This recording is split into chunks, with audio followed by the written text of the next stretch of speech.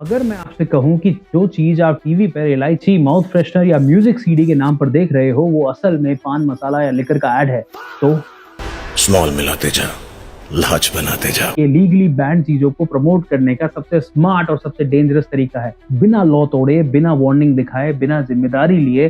क्योंकि जब आपका फेवरेट सेलिब्रिटी स्क्रीन पर आकर बोलता है ये सिर्फ इलायची है या दाने दाने में केसर का स्वाद है, तब टेक्निकली वो सच बोल रहा होता है, लेकिन साइकोलॉजिकली आपके दिमाग में वही ब्रांड चिपका हुआ होता है। इसको कहते हैं सरोगेट एडवर्टाइजिंग। आज की वीडियो में हम इसी इनविजिबल मार्केटिंग गेम को एक्सपोज करेंगे, क्योंकि इंडिया में सेलिब्रिटी एक्टर नहीं होता, वो एक इन्फ्लुएंस इंस्टीट्यूशन होता है जिसका असर बच्चों से लेकर मिडिल क्लास के आदमी तक पड़ता है। और जब वही स्टार पान मसाला, अनहेल्दी कोल्ड ड्रिंक्स और गैम्बलिंग ऐप प्रमोट करते हैं, तो प्रोडक्ट सिर्फ प्रोडक्ट नहीं रहता, वो एस्पिरेशन बन जाता है, कूल बन जाता है, नॉर्मल बन जाता है। और जब उनसे पूछो कि ये क्यों करते हो, तो जवाब में मिलता है कि गवर्नमेंट बैन नहीं करती तो मैं क्यों करूं। Don't stop my revenue. I'm an actor.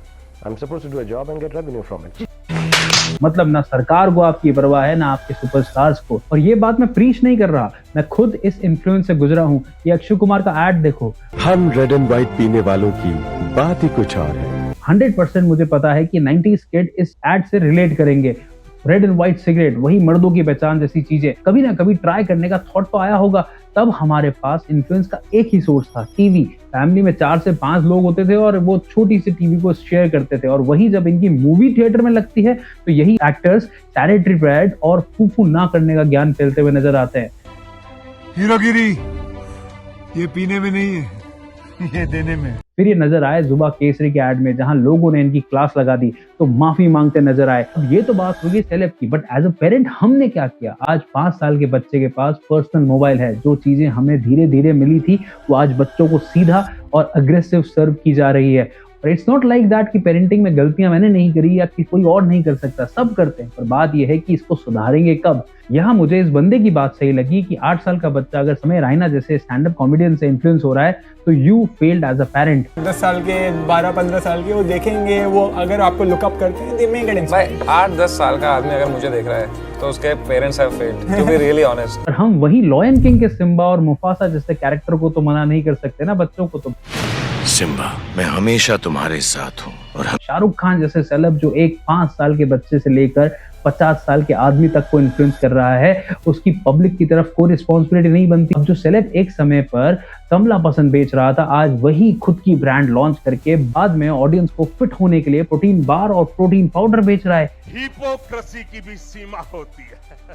Real damage की बात करो तो पान मसाला और च्युइंग टबैको से गवर्नमेंट रिपोर्ट्स और हेल्थ स्टडी के हिसाब से इंडिया में हर साल लाखों लोग कैंसर की वजह से मरते हैं। और WHO के हिसाब से तंबाकू से लोन लगभग 13.5 लाख डेथ हर साल होती हैं। मतलब रफली 3,500 लोग हर रोज मर रहे हैं। अब यही आलिया भट्ट है जो मैंगो स्लाइस को भर भर के शुगरी ड्रिंक की तरह बेचती है। सेम नेशनल टीवी टेलीविजन पे अगर उसके सामने शुगर का नाम भी ले लो तो वो तौबा कर जाती है। इसमें शुगर डाला है? थोड़ा सा डाल। नहीं। इंडियन डायबिटीज का बॉम्ब ऑलरेडी फट चुका है, क्योंकि IDF के हिसाब से 2024 में इंडिया में अप्रॉक्स 89.9 मिलियन एडल्ट डायबिटीज के साथ जी रहे हैं। फिर आता है बड़े कंपनीज का disguise game. Same logo, same colour, same vibe, same celebrity, बस प्रोडक्ट का नाम बदल दिया।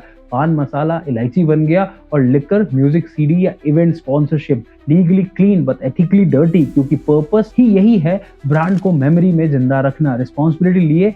और सबसे डेंजरस पार्ट यह है कि टारगेट ऑडियंस बच्चे और यूथ है। Colourful ads, fun vibes, celebrity faces बचपन से एडिक्शन को नॉर्मल बना देते हैं। फिर आती है बेटिंग एप्स, जो पहले तो गेम लगती है पर धीरे धीरे EMI, लोन्स, एप्स, घर की लड़ाई, डिप्रेशन और कभी कभी सुसाइड तक ले जाती है। इमेजिन, ये सिर्फ सेलेब्स और कंपनी का गेम नहीं है, इसके पीछे रेगुलेटरी सिस्टम भी है। लेकिन जब सवाल उठता है तो सेलेब बोल देते हैं हम तो ब्रांड एम्बेसडर हैं, जैसे कॉन्ट्रैक्ट साइन होते ही इंसान की जिम्मेदारी खत्म हो जाती है। जबकि मिसलीडिंग एड्स पे लॉ के हिसाब से फर्स्ट ऑफेंस पर 10 लाख रुपए तक की पेनल्टी है और रिपीट पर 50 लाख तक के एक्शन पॉसिबल है। फिर भी लूप होल्स इतने बड़े हैं, पब्लिक को प्रोटेक्ट करने के बजाय पब्लिक को ही टारगेट किया जा रहा है।